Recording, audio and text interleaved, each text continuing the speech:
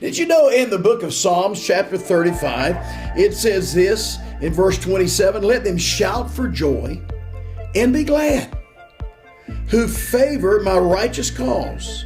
And let them say continually, let the Lord be magnified, who has pleasure in the prosperity of his children. You know, that's something I've never understood. People go, oh, I don't believe in this prosperity message. What an incredible statement somebody would make. Well, let me see what we call prosperity means success.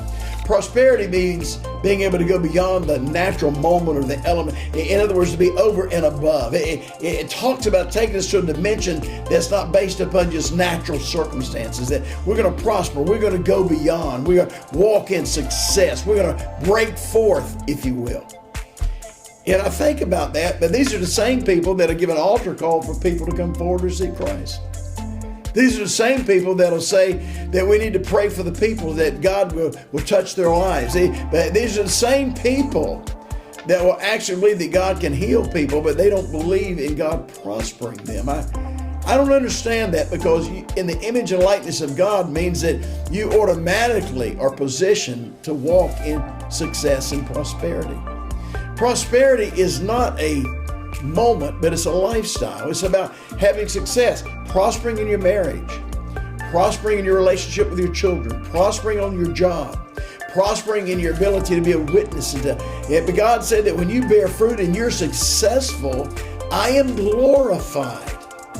God said, I take pleasure. I really do enjoy seeing my children walk in success. I'm talking to someone today that needs to understand, no matter your circumstance, if you're not walking in the success of God, it's not God's will. Read Psalms chapter 1 and reading the verse 3 verses there, and it talks about the fact, not sitting in the seat of the scornful, not doing this, but being planted by the waters, that you're going to prosper in all that you do. Success. It breaks my heart when I see Christians not walking in success. I think of a story that I heard years ago about a man that was a very smart man. He lived in a town, and he grew up in this city, but he was very brilliant. He was just so brilliant that his fame went out around this little town, and everybody knew him. And whenever they had a problem, they would come to this man. And they would come to this man and ask him questions. He always had the answer. And he would answer them in a way that it would cause them to be able to move to the next level. But there was a group of kids that had grown up, and they were now teenagers, and they said, you know what, we're tired of hearing about this old man. He's up in his 80s now, and we're just sick of hearing him. You know, new generations don't like to hear sometimes from older generations. So they said, we're going to figure out a way that we can show our parents and our grandparents, this old man's not as smart, that we're smarter than he is.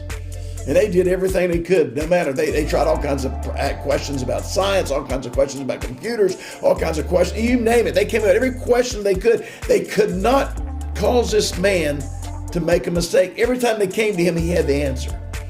So finally one day they were out it was the summertime, and going into spring, and they were out swimming at this lake that they were at, and up in the tree was this little bird's nest, and some little birds had been hatched, and they were fluttering out of the nest and fluttering back in. One of the teenage boys, he climbed up the tree, and one of the birds flew out and came back in. He grabbed him because they were just learning to fly, and he came down the tree. He said, go call all our friends and get everybody you can to go to the old man's house. I know how to trick this old man. They all looked at him. They said, what do you mean? He says, I've got a question he'll never be able to answer, and he's going to find out he's not as smart as he thinks he is. They said, what are you going to do? He said, I'm going to take this bird as I got in my hand, and I'm going to go ask him. I'm going to put it behind my back and ask him, what do I have? He's going to hear the bird chirping. He's going to know it's a bird. But then I'm going to ask him, is this bird dead or is he alive? And if he says that he's alive, I'll crush him in my hand. And he'll be dead when I bring him around. If he says he's dead, then I'll turn around and let him fly out of my hand. But either way, I've got this old man. I'm the one that is going to show this old man's not as smart as he is. So they went to the old man's house. They had a whole group of people. They knocked on the door, and they called the old man out. And the old man looked at the crowd, and he looked at the people, and he said to the young boy who'd walked out in front of him, he said, son, what is going on? What can I do? And the boy looked up at him, and he had the bird behind his back, and he smirked at the old man, looked at the crowd with a smirk, and he said, hey, old man, what have I got in my back? What do I have behind my back? The old man said, son, you have a bird behind your back. I can hear it chirping, and from the chirp, it sounds like a sparrow. And the old man said, or the young boy said to the old man, He said, is he dead or is he alive? He looked at the crowd with a little smirk on his face. He looked back at the old man, is he dead or is he alive?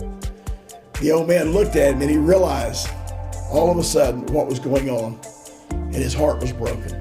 A tear ran down the cheek of the old man, and he looked at the boy, and he looked at the crowd, and he said, son, that bird is in your hands. It's whatever you want him to be. He can be dead or he can be alive. It's your decision. God takes pleasure in the prosperity of his children. It can either live or it can die, but it's in your hands.